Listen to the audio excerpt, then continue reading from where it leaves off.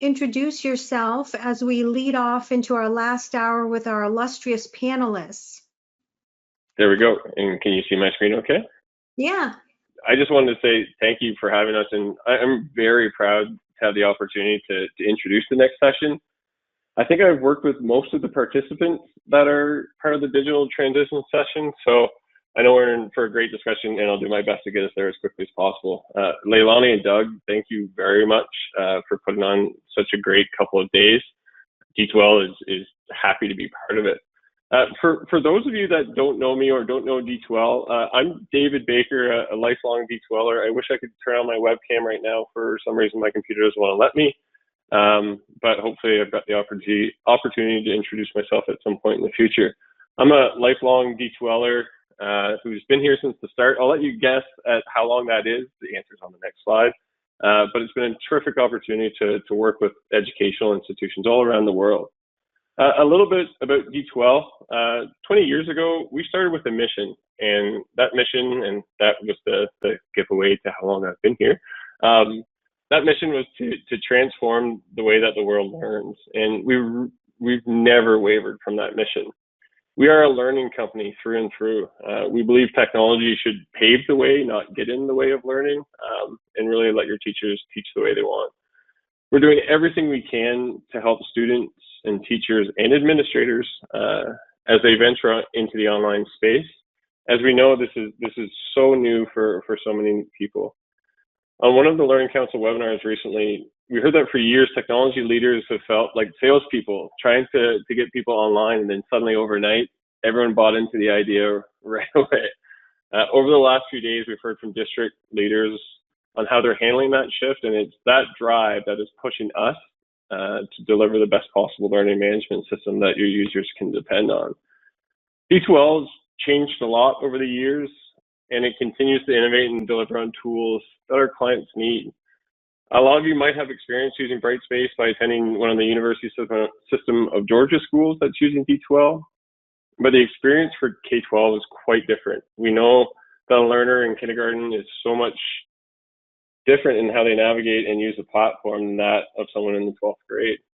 Your learning management system should provide you with the tools like icon-based navigation for non-readers or portfolios that can capture evidence of learning to be shared with parents in the younger grades. As that student grows, that system should flex to meet their evolving needs. Over the last 5 years, our focus on delivering a clean and modern UI that works across all devices has not shifted.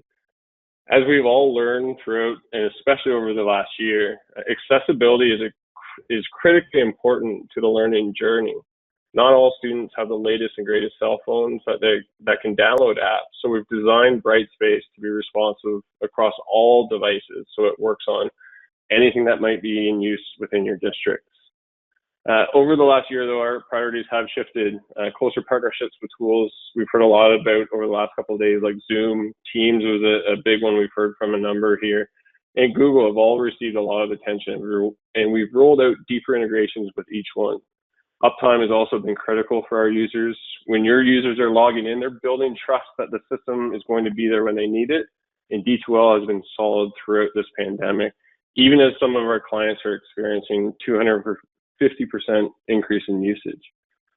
I think the best part of this slide is it shows the flexibility of our platform to support the scenario that you're in today and in the future, whether it's students that are moving fully online, requiring some of that personalization that you were just talking about, or some of the engagement, or just a simple tool set to support teachers in the classroom. We want to provide that tool set to support each and every scenario. I think Gwinnett has talked a number of times over the last couple of days, has been a great example of a district that's done a lot of work to prepare for snow days, which has helped them as they've entered into this pandemic. We hosted a webinar recently on the new normal that I think everyone should go check out, just pitching the Learning Council here, because I thought that was a number of great lessons learned by the district and by us as well. So the way I wanted to end off, first you can go to d2l.com/Georgia and check out that webinar along with some of the work that we're doing. But I also wanted to say thank you. I know that this has been a tough year for everybody. and especially with you who are trying to shift learning into a completely new way of doing things. So a big thank you to all of the administrators that are on these sessions and the ones that are leading the way. So with that, I'll say thank you, and really looking forward to this next session and hearing what the team has to say. So thank you. Thank you. All right, so let's move into our next conversation. We have with us today, and I'm going to make sure all of you guys are unmuted so I can hear you, Dr. Keith Osborne, who's the Chief Information Officer for Georgia Department of Education, Tricia Kennedy, who's the Executive Director for Instructional Development and Support from Gwinnett, and Janelle McClure, who's the Director of Applied Learning and Design Division of Teaching and Learning at Cobb County. All friends of mine that I've known, I think all of you for over 3-4 years now, maybe 5. I'm excited to have the 3 of you intellectuals with us today for this last hour conversation. Keith, can you speak up so I know you're on? I'm here, Leilani. Good to be here with you all. Yeah, good to have you. Tricia, for some reason you're not getting sound, I think. Maybe you're trying to talk and we can't hear you. Let me try this. Hey, there, that worked. now That worked. I see green bars. Yay, success. Green means go. It's awesome. And Yay. Janelle. Hey, how are you? Hey, so good to have you. Thank All right. So, So, yeah, so good to have you with us today. So let me kick off a question. Then I know, Janelle, you're going to take us down a little side road for a bit. But let's start with this first basic thing, which is, the Learning Council with the Edu Jedi has put out this sort of new basics dictionary that we talked about a couple hours ago. It's available as a handout now in your panel. It's also on our website. The new dictionary has not only a ton more definitions, it also has this new set of standards for administrators, teachers, as well as learners that are sort of in a different direction than all the other standards that are out there. And I know no one wants more standards, but it was necessary because there's also a new instructional design model. So the idea here is there's new basics that are having to be, having to emerge because of the situation. We're watching the market need to evolve very quickly in terms of its understanding. So there's the new basics, and then there's a new ceiling. So what I would like to have each of you talk about in turn, and Janelle, when I come to you, then we can go down the little side road, is what about the need to have a deeper and more basic level of education across all of your constituencies, staff as well as students, and then what do you think the new ceiling is? So 2-part question, basics and new ceiling. Okay, Dr. Osborne, want to go first? Certainly, happy to do that. So new basics, and apologies in advance, everybody. I'm just joining in. So Leilani, I don't think I saw the dictionary, but I know that you and I have talked enough that we're probably on the same wavelength as I talk about this. Whenever I think about the new basics, and certainly as they apply to learning, certainly we're all in a brand new paradigm, and not just the fact that we're in a pandemic that has caused us to shift, but certainly over the years we've begun to see an increase in the availability of digital curriculums. I recall, Leilani, yourself and I talking about the measurement of paper consumption versus, say, at the state level, where there's this increased purchasing of digital curriculums and those types of things. And so that in and of itself kind of put it on the radar. But now as we get to this new basics, what are those new basics? It is just the very substrate and the way by which we deliver learning, certainly in the K-12 environment. And I've got to say, everybody, my mind goes all the way back to something that Dr. Bloom, Benjamin Bloom, who we all know, really did an immense amount of research around in the mid-'80s. Some of you may remember and have heard others talk about something called the 2 sigma problem. And specifically to that, the submissive of Dr. Bloom's work was, he said that in essence, if we could give every child a tutor, we would be potentially able to move 90% of all students 2 sigmas or 2 standard deviations to the good in whatever learning it is that this student is embarking upon. Well, now you think immediately, well, there was no way in the 80s for us to solve that problem, right? Because there was just not human capital enough to give every child a teacher or a tutor. Well, you fast forward to today, where now we look at the advanced technical systems that we have, and we also look at the fact that we're in the middle of a pandemic. Suddenly, the need to potentially solve that problem has been thrust upon us because of social distancing, those aspects as well. And so now we're in this situation where, in essence, every child theoretically is in his or her own classroom. And so that need to have that one-on-one, which is the basics of that, is really something that's germane to problems that we need to solve in this day and age. And so now, stage left, you enter in with all the new technical tools and all the systems that we have. And then specifically, my mind begins to think about an article that came out from EduCause in 2015, and the Bill and Melinda Gates Foundation supported some of that, where they began to look at and systematize around this idea of what does a next generation digital learning environment look like. And it basically said that, hey, there's no one thing that fits it all, but instead we've got to take this Legoed approach that enables us to kind of glue the variety of systems together in such a way that we can differentiate and we can personalize the instructional process for our children based on their needs. And so that is the new basic, is for us to find ways to meet the child where the need is at. And the fact is that those systems exist today. So the ceiling for us is to look at ways to systematize that, certainly from the state level. And Georgia, as everybody on this call knows, we're all about local control. So as our superintendent says, we're not about compliance and regulatory and regulation anymore as much as we are about support and driving solutions that are germane to the district and what their need is. The ceiling for us is to break through that conformity towards the medium and trying to meet the middle of that and hope that it meets the majority of our students, but instead begin to systematize on ways that we can bring systems together in such a way that still they're very personal to the way that students use them. So. Very well said. That's going to be quoted, just so you know. Oh, sure enough. All No right. worries. So Tricia, your answer, same question. Yeah, I don't know that I have anything Tricia, to add after what that from Keith. That's why he's our great leader at the state level here. But I would say, I think that one thing that we in the EdTech world need to be celebrating right now is that what's becoming the new basic, especially in an accelerated pace because of the pandemic, is actually what we've been promoting for years. And we are no longer on an island, y'all. It should be a good feeling in some sense.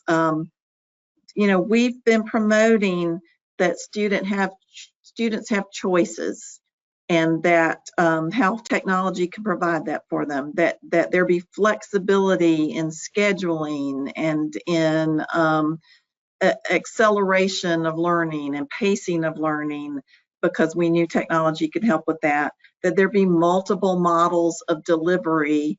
Those of us that were going down the online learning path 20 years ago and how radical that was.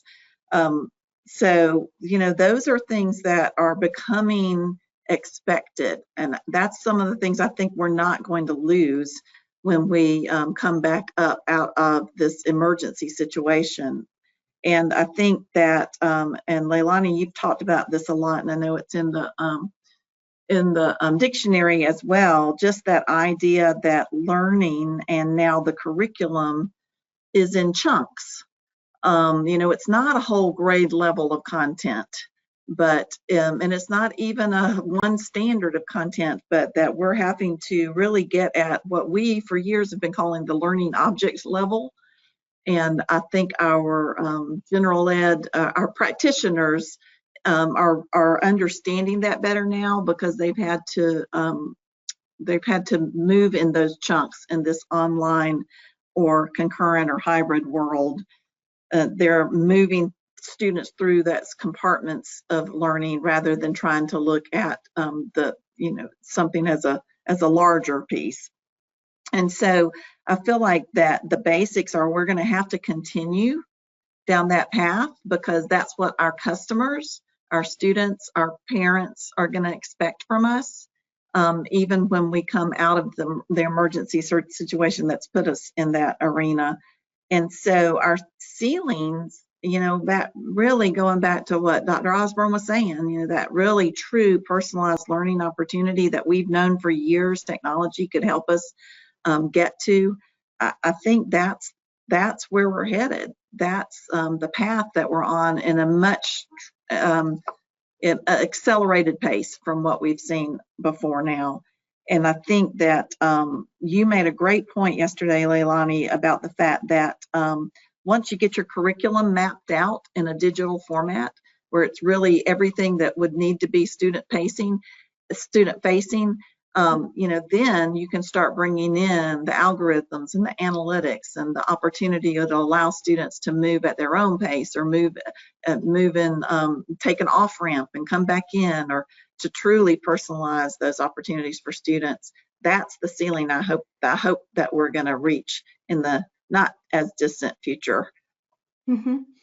Yeah, that makes me excited that you really fully grasp that concept, right? Like, that's our duty right now, to have people understand where is the quantum leap. And that's the exact bifurcation point, is once we return to a digital moment, that is similar to the textbook days when all used the same, but so it was mapped out, right? It was fairly simple. You could augment it simply as a teacher. Once we return to something that is remotely similar in the matrix of the massive amount of digital out there, then we can take the next quantum leap, which I think is super exciting, and it's coming. I know it's coming. I'm working on it. Thank you very much, Trisha. I'm always excited. I could talk to you for hours, just like with Keith and Janelle. All right, so Janelle, over to you. Hi. Yeah, I've really enjoyed listening to my colleagues talk, because I can't say that I have much more to potentially add to what they're saying. And I haven't, unfortunately, had a chance to look at your dictionary, Leilani. I can't wait to scope that out, though. When I hear basics, yeah, I was trying to jot down some words that I think about for basics, and a lot of it, I think, focuses more on the student as an individual, more of that whole child social emotional piece, where learning, agreed, is personalized to that child. But I don't know, I feel like the basics are more than that, and I may not be able to clearly articulate that today, especially at 3 o'clock in the afternoon. But I see this goal setting, self-starter kind of pieces to the teaching and learning that are going to be essential as we work our way through this pandemic. Obviously your academic basics are always going to be there, but we were looking, we've been studying a lot on our team about the future of learning, especially in light of where we are right now. And I found this article from 5 years ago from Daggett, whom we're all familiar with, who was saying that there are 5 trends that are going to be transforming education. And this was in 2015. And they were, just in a nutshell, digital learning, which I think we can all embrace and recognize and are certainly living it day to day, career readiness, application-based learning, which of course is right in the alley of what my team does. Data analysis for growth models, which we've been talking about for years with you, Leilani, and those personal skills. And we were looking at it as a team, and we were just fascinated by these 5 trends that 5 years ago were going to transform education. And here we are in 2020. And where are we with those trends? So we were looking at it with, are these trends still legitimate? Are they still valid? Are they still important? And yes, they absolutely are. But are we making the progress on those basics, those trends that are supposed to transform education? What are we doing to get there? And I would challenge us all to say that we probably need to be doing a little bit more And maybe this pandemic has been the catalyst that we needed to recognize what students do need as basics these days so that they can go through that new ceiling. Yep. I haven't thought of the ceiling. I'm really thankful that you posed that question, but I think it is in terms of a global society. What is it going to take for them to be successful in this global society? So I just read this report, and then I'll stop talking, from KnowledgeWorks, that are that 10 years from now, how are we going to navigate learning 10 years from now? And it's a fascinating look, and I think it aligns a lot, Leilani, to the research you've been doing for so many years now, kind of the role of society and civic engagement, artificial intelligence, narratives, and obviously the role of technology in all of this. But it's a very interesting perspective, and one that might kind of inform where this new ceiling is going to go. So I hope any of that makes sense. Yeah, that was amazing. And just so you know, even though you haven't seen the dictionary yet, you were channeling the direction that the Edu Jedi went with the new standards for students, because that self-autonomy, that ability to instigate your own learning is Yes. a very obvious major leap right now. For all learners. I mean, we were all inculcated in education to be the sitters and getters, Yep. Somebody does education to us, and that just got blown up in a big way. And it's actually the true struggle point that we're really experiencing. So don't forget, I'm going to come back around to you, Janelle. Don't forget to bring up the other thing that you're doing that's new. But let me come back around to you with this next question, and then pop that in. So back to you, Keith. What about workflow? Like, what are your thoughts on the real burden that teachers are having being these central points now? And in many cases, for both the kids that are at home on screens and the ones in front of them, what are your thoughts on unburdening the workflow of all of that? Because that's hard. Wow, if I answer that one in detail, Leilani, everybody will miss supper tomorrow night as well too. I think that every one of us that are on this call, we owe an immense amount of gratitude, and just we need to provide accolations to the teacher workforce for standing up and dealing with this just front and center, not backing down in any shape or form. That being said, there are a myriad of lessons that we need to learn. And certainly, I'm going to shift your question a little bit, because I think from the state level, we needed to embrace that, and we needed to look very, very closely towards that. And so to that point, in the technical world, there were a couple of points that rose to the top that we needed to immediately address. We needed to recognize, and these are all in ways and forms, opportunities for us to kind of address what you're saying, that workflow of the teacher. And I'll make some points of these. Maybe I remember all of them, but specifically with my staff, and we're going through this process now of re-energizing around a strategic plan. And specifically, some of these things that have come to the top is first and foremost is that there is this immense need to completely shift to a way to address the digital equity. And certainly now the teacher is the central point of that, but technology has some responsibilities to help the teacher in that endeavors. Standards aligned digital content is front and center. It doesn't diminish the need of the teacher, but certainly without it, she is in many ways, she's basically she's not able to do the job that she needs to do. And so there needs to be a way for us to egress those digital mediums in such a way that they're very transparent, they're very seamless, but enables her to continue the process of work that she's doing.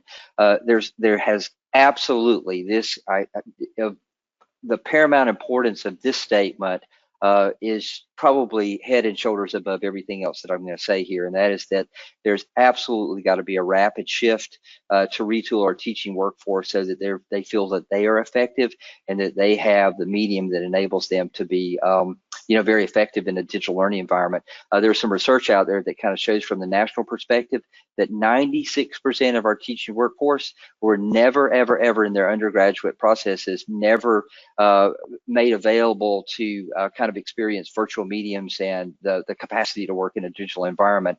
But yet, in the state of Georgia, we thrust them into that in about 24-hour period. We went from whatever it was March the 17th, where we were in the classroom, and March the 18th, it's like, guess what, everybody? Here you are. You're in a virtual world. Have at it. And by the way, we expect to see student achievement levels that are maintained or potentially even growing from that. Bless our teachers for rising again to the occasion. We absolutely have to endorse and embrace interoperability, both from the concept of technology, but also from the teacher workforce. Leilani, you yourself came up with this idea several years ago that really began to systematize on the idea that teachers were going to, they themselves, become specialists, and potentially in the future, we would not have a teacher isolated amongst herself, but instead teaching would be approached from an array of experts. We would have a teacher that was a content specialist. We may have a teacher that's expert in the world of analytics. We may have somebody that's really good in delivery systems, maybe somebody that's heavy in digital content. And so, beginning to kind of systematize on a way to enable them to collectively work towards the greater good of the education of their students is critically important. And then last but not least is definitely this shift, if you will, to enable them to perform just-in-time assessments. Obviously, summative, we were already as an industry moving away from that, not to say that it's not important, but definitely from the teacher's perspective, she needs to know 5 minutes from now exactly what she did that was effective with her students, not 13 months from now. And certainly thus the ability for her to have access to those tools, but also to understand how they work and to what good prescriptively they do for our students is of paramount importance. Mm-hmm. I'll pause. Okay. Yeah, that was great. And I think Tricia touched on this too, and we're coming over to you now, Tricia, but the future is the gig economy of teaching. It's specialized. It's the same way every mature market goes. I mean, look at healthcare. There's like umpteen bajillion types of specialists, but we've maintained a fairly obsolete structure for a really, really long time, and now we're being forced to consider what's really going to happen with achievement, which is going to be the driver for that. Okay, over to you, Tricia.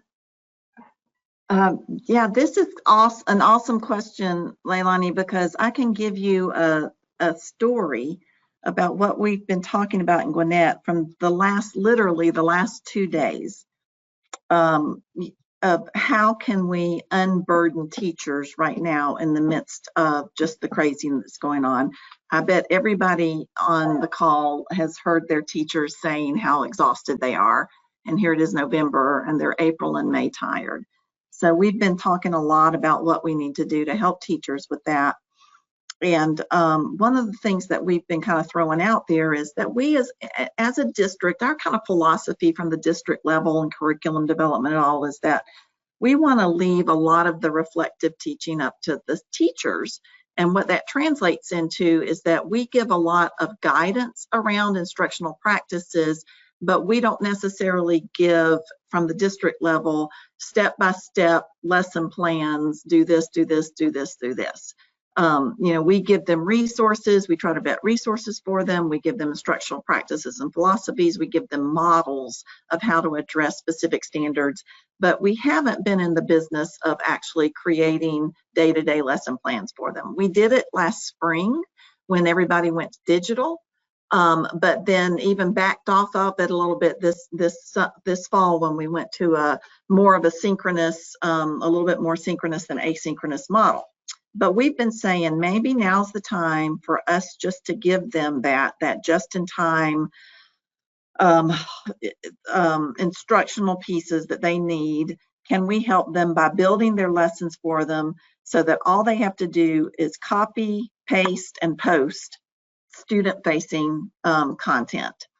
And so we were calling that in these discussions we've been having, we were saying moving away from the non-reflective and really just being, helping teachers just be just in time, almost reactionary, by not asking our teachers to develop those lessons, right? And one of my colleagues spoke up and said, you know what, I don't think that that's what we're saying. I don't think we're actually taking away from the opportunity for teachers to be reflective. In fact, I think if we do this for them, we're going to add that ability for them to be reflective, because we're going to take away those mundane tasks, the search, curate, copy, edit, embed, write instructions, etc. If we do that for them, then they're going to have the chance to be the specialist that they are, that Keith was talking about.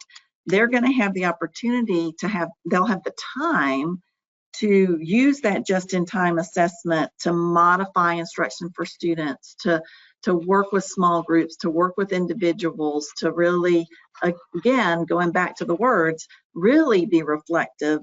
And as we were talking through that, I was hearing your voice in my ear, Leilani, because that's basically what you've been saying to us for years, is that's the workflow we need so that teachers can become the specialist, and that's what technology can potentially provide for us. So I've been hearing that in theory for years, but in the last few days, it's become very, very practical and applicable to me. Yeah. So you've had the epiphany moment of the bifurcation between what is content and what is teaching, right? Like, so teachers are the humans, or how are they, how much can you use the humans, right? Like the human part of it is the reflective, it is the watching, what the kid did on the video conference, or how disassociated they are in the classroom, catching that. Right? Not just like, oh my gosh, I got to figure out where my content is, what folder I put it in, blah, blah, blah, distribute it, get it back, da, da, da, da. Those are the things that are wrecking teachers right now. So and it's where the burden is right now, because it's taking them 70 hours to do that for yes. all of their classes and lessons and students. Yeah, and there's probably demarcation lines of how deep you go on that. You gotta, it's like a certain percentage remains uncharted territory, and a certain percentage, you keep upping the percentage annually of what is charted, so that you can drive operational consistency against all sixth grade teachers. So when you're looking at data, the data is off the same back end, it's off the same content, right? So then the difference is the teaching and the students, not the content, right? So those are the things. I love that. I love that you guys are thinking about that. That's great. And it just tells me, once again, the Atlanta area and all of Georgia is a little bit ahead of the rest of the country, because sometimes when we bring this stuff up with other places, and not all of them, there's other really groovy people in the world, they're like, what? What are you saying? I don't get it. Like, I feel like I have to shut up then. All right. So Janelle, over to you. My first idea is that there is nothing we can do right now to unburden these poor teachers. I feel so for them, echoing Dr. Osborne's sentiments that how they get up each and every day and just keep trugging on is just amazing to me.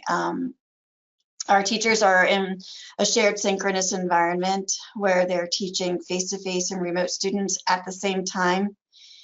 And, I don't think anybody ever would have suggested that this is a model that we should all be doing. And yet a pandemic has kind of forced us into this. So, what can you do to unburden them? Well, we've provided them so many resources and tools and video examples of teaching in this environment and supports. But I'll tell you, what I'm hearing is that what's burdening them the most is there's this social emotional piece of them feeling like they're not doing enough for their kids. And that just breaks my heart, because they're doing the best that they can with everything they have to work with, and they're not feeling successful. So how do you unburden that? how do you help them understand that they're only human and that their kids are lucky to have them? And you know, all the planning in the world isn't necessarily going to change the situation that we're in, but that you do the best you can each and every day. They have a wealth of resources to help with their workflow. They have a number of tools in this district. We're so fortunate and we're so blessed with the technology tools and supports that we have.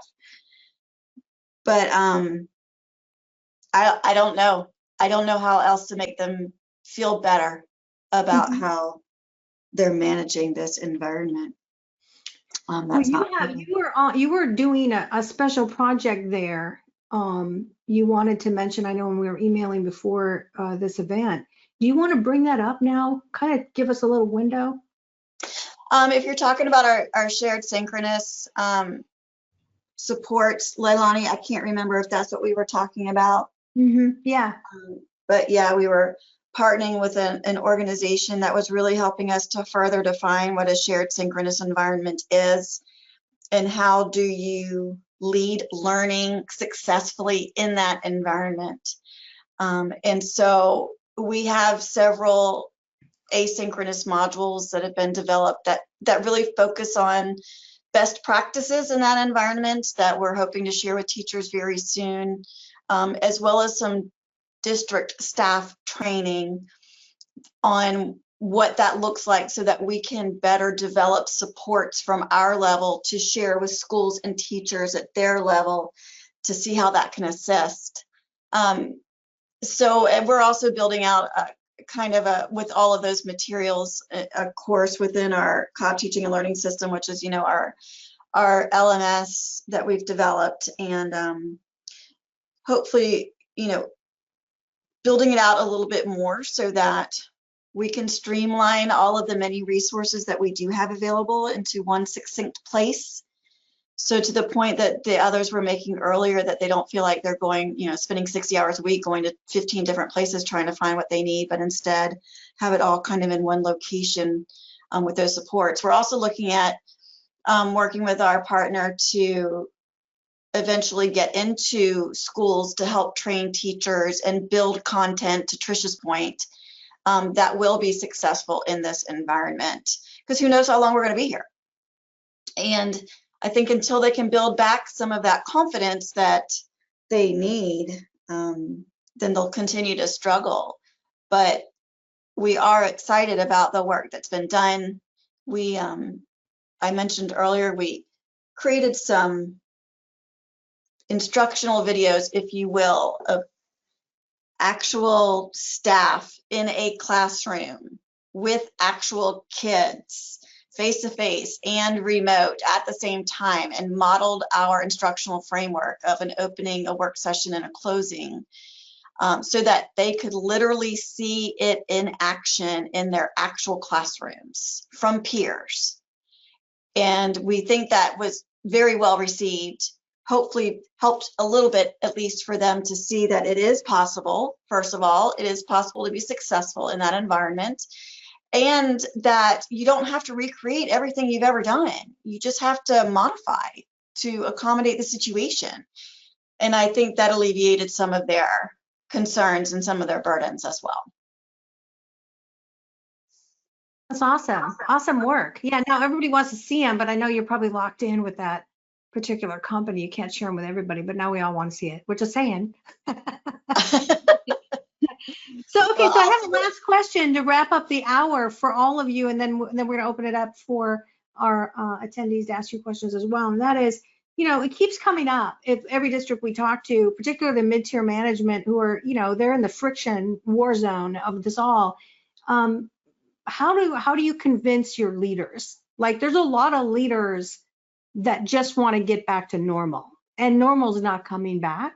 This is the consensus from all the research, and a lot of people saying it to me directly. So how do you convince leaders that there is going to be something new, that the structure of space and time and the execution of teaching and learning is going to be forever mutated? How do you get them to see that? So that's the real question. So I want your bright ideas. You know, what would you say if you were like in an elevator and you had 2 minutes to grab a superintendent by the lapels, what would you say? You know, hey, this is the reality. You've just, you know, take this pill, this red pill, blue pill, you know, take them, get in the matrix, you know, like, what would you say? So, Keith, what would you say? Wow, now you're going to have me tongue-tied because so I spend so much of my time each day probably talking about just that. The role of the advocate. I'm not a lobbyist, okay, but an advocate, somebody that advocates for what the new model of learning is going to look like. It's critically important. So obviously having research, which again is very difficult because we're living in a pandemic to which we have no past record of, right? So that keeps reoccurring time and time again. People say, well, what are we supposed to do? And you say, well, I don't know what to do because we've never been faced with this situation before. However, what we do look is that we look upon the trends. So, you know, in absence, there's this thing in the world of research, everybody, where, you know, those of you that have worked on a doctorate or you worked on a postgraduate degree or something like that, you went into your research and somebody says you're going to do qualitative or quantitative and stuff. And then what if you're working in the world of technology and you're doing some of the stuff that Tricia was talking about earlier, where you go to begin to do some literature research and you see there's nothing there.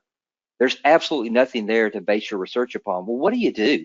Do you throw the idea away and just abandon that and go to something else? No, you don't. You say, well, here's where I roll up my sleeves and who do I talk to? And those to who you talk are the recognized experts in the field. And so you surround yourself with people that are knowledgeable and you use them as a way to both collaborate and begin to build a narrative that enables others to begin to look and say, hey, it's not just me that's saying this, but instead it's several of us. You know, I make it a point, you know, I met earlier in this week with the Metro CIOs to hear from them to say what's important, what do we need to be doing?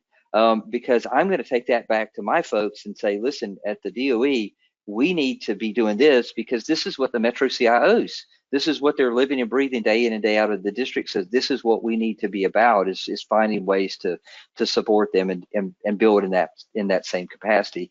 The other aspect of that, it just truly is making sure that you're in the right place to be able to advocate with that emotion and with that inflection necessary for people to read that you're passionate about the idea that you're coming across. And then certainly, you know, the idea is, so many times I've had people tell me about this idea of saying, no, we're going to go back to the way everything was. And by the way, in the midst of all this, we're looking for ways to cut the budget. And there's two scenarios that I use with them. And I say, I want you to remember back the time whenever you balanced your checkbook. Every month, at the end of the month, you would get the statement that came in the mail and you would sit down and you would painstakingly go check by check by check by check and balance your statement in your checkbook. And I said, then one day you got this announcement that said the bank will do that for you digitally. All you got to do is click a button and it reconciles that. I said, if the bank takes that away today, are you going to be happy or sad? Because we're just going to say it goes back to the way it was. I said, you're going to be very angry. I said, so don't expect people after this pandemic is gone, now that they've been calibrated to work in this digital environment, that they're going to anticipate going back to the way it was. The way it was is never coming back. The second thing in regards to that is that I caution people all the time to say, I want you to think about the time that you had a landline at home and you went to Walmart or Target or wherever and you bought a telephone. How much did it cost? And now compare that to the cost of the brand new iPhone 12 that you just bought.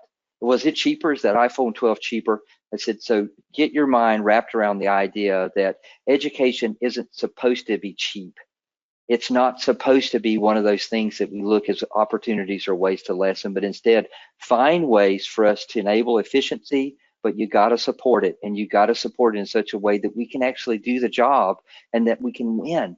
It's like Janelle said, teachers are concerned not just because of their own desire to be very effective in the classroom, but they want to see students succeed.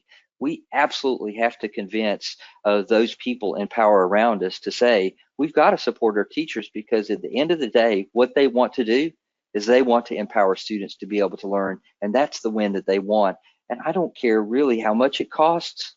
It's worth everything in the world for us to enable us to do that with our children. So, Tricia, I'll pass it. I think Tricia's next, right? Yeah, yeah. Trisha's next. Okay, thank you.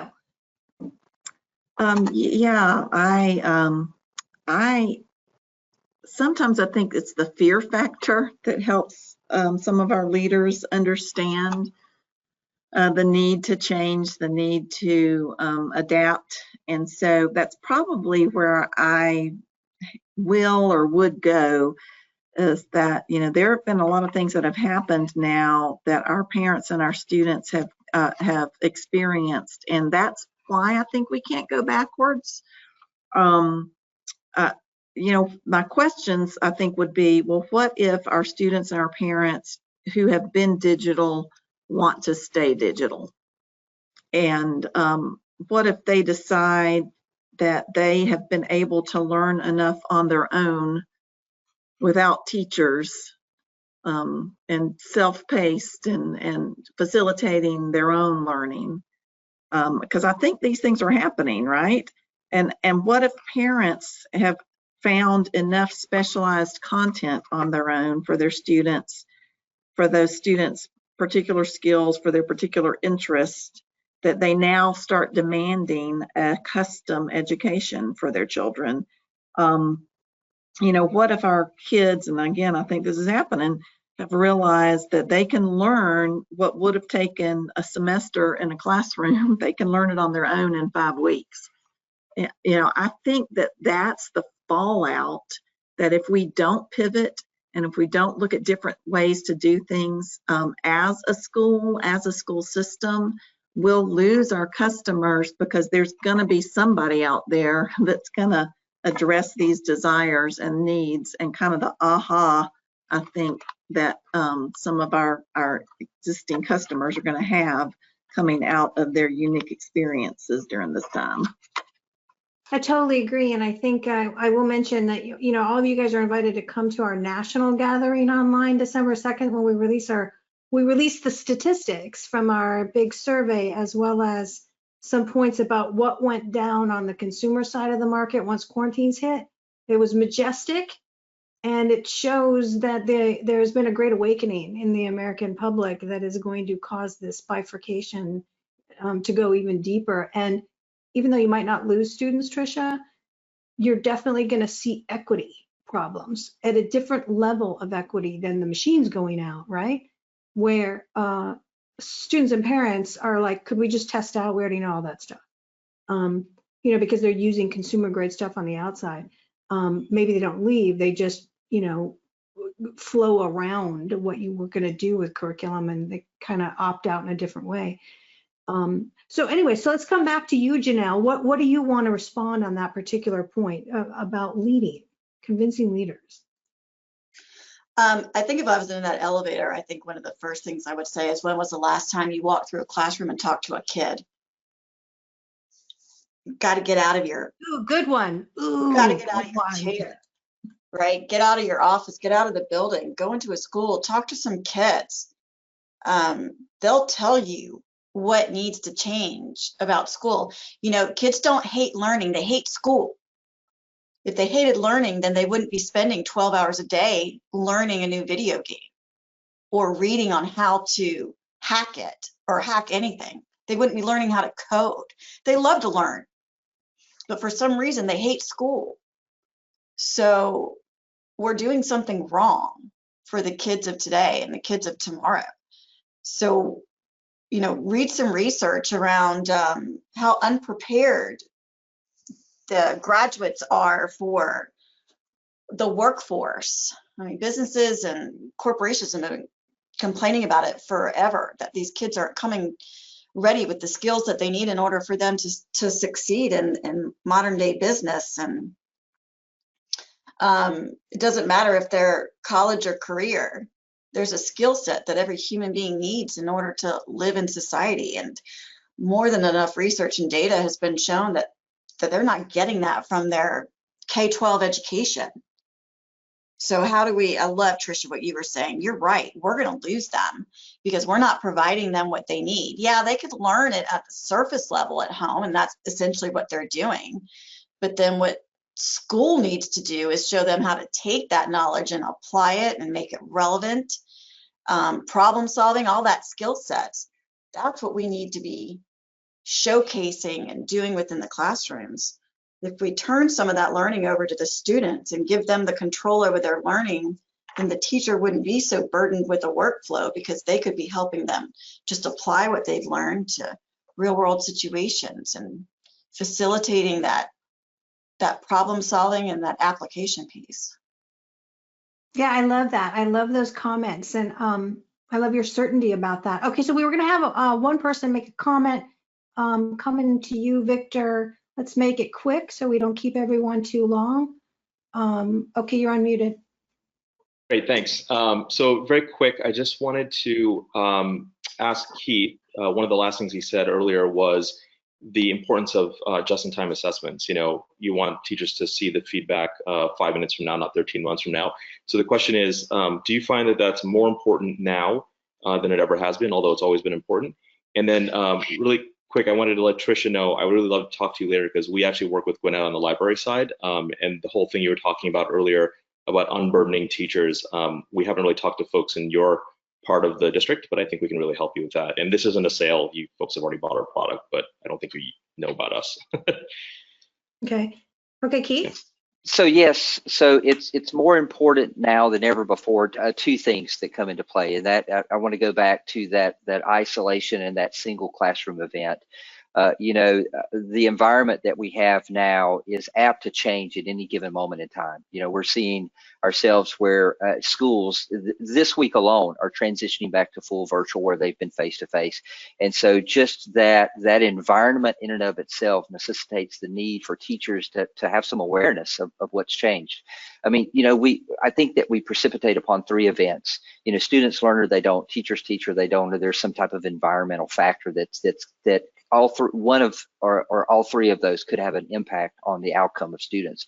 And so finding ways to be able to kind of monitor those is critically important right now, because if we are to, and I can't remember if it was Janelle or Tricia that said this, if we are to see some success in this, we need to become very agile, and we need to enable teachers, again, the opportunity to win.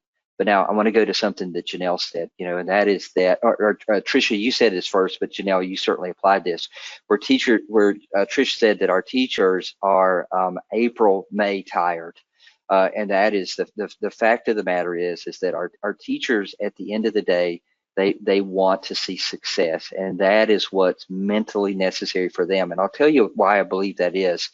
And thus the assessment has to be available to support them, is that teachers, as we all are keenly aware now for us to kind of address many of those social and emotional components that maybe were heretofore just some knowns that we had in the classroom. Typically, whenever Tricia and I are talking to one another, there's that personal communication, if you will. You know, there's some research that says the majority of communication is nonverbal, 60+%. So you see, we're suddenly, whenever we're separated from one another virtually, there is the absence of that. And so the teacher pines for the opportunity to know how her children are doing. And so that social and emotional component is incredibly important for her right now. We need to be looking for ways to use technology and assessment specifically to kind of reduce the drudgery, if you will, of some of those tasks that heretofore she's been tasked with doing as it relates to learning. Let our technology systems do those so that we can liberate her time to do those other things that she knows that she needs to do and that she knows are critically important to the whole education of that child. Okay, does that answer your question? Yes, thank you very much. Sure. Okay, this was awesome. Thank you so much, Keith and Tricia and Janelle, and I miss all of you. And I'm convinced that when we come out again and we're allowed to, you know, physically arrive in your neighborhoods again, we're going to have like in the live session, at least a half an hour of comedy club, everybody bring their silly kid joke just to lighten the mood and have a moment of recovery. That we get to all be back together. So that's probably going to be on the agenda. So watch for that. Get your kid jokes ready now, because those are fun. But I want to thank you for joining us today, and you know, you're giants of the intellectual sphere in education, and it was really a joy to have you with us today and get to quote all the fabulous things that you just said. And Janelle, your team is awesome over there. I know I think they're in a different department that shared with us earlier or something, but they were awesome. You're lucky in comm. And Tricia, your team is also equally awesome. And Keith, always a joy. Thank you all for being with us today. We're going to be ending here shortly, so make sure if you haven't downloaded your handouts now, download them before they go, or else you're going to have to go to our website and hunt down under the special reports how to download the dictionary so that you're ready with all the knowledge of the dictionary, and you volunteer for all the meetings for the Edu Jedi in the course the next year. But thank you guys. Thank you, Dr. Osborne. Thank you, Tricia. Thank you. Yeah. And Thanks, Tricia? y'all. Great. Yeah. Great conversation. Yeah, thanks. And Janelle, miss you. Can't wait to see you, all of you again sometime. We hope we get to see you physically in the real person next time we come out. I can't wait. I Yeah. can't wait. Yeah, all right. Okay, guys, we're going to be ending here. And thanks again. Thanks to everybody for joining us today. Over and out for now. Goodbye, everyone.